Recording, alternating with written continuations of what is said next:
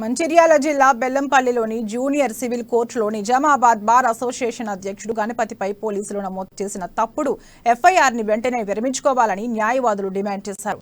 అడ్వకేట్లపై తప్పుడు కేసులు నమోదు చేయడం దారుణమంటూ బెల్లంపల్లి సివిల్ జూనియర్ కోర్టులో న్యాయవాదులు విధులు బహిష్కరించి నిరసన వ్యక్తం చేశారు.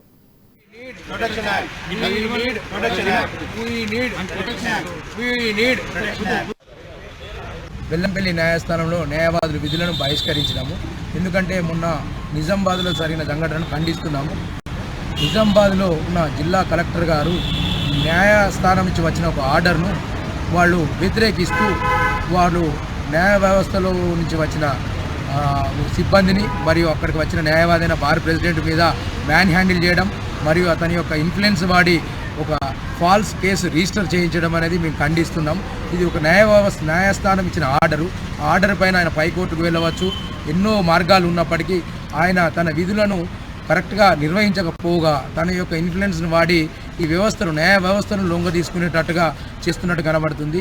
బెల్లంపల్లి న్యాయస్థానంలో న్యాయవాదులు విధులను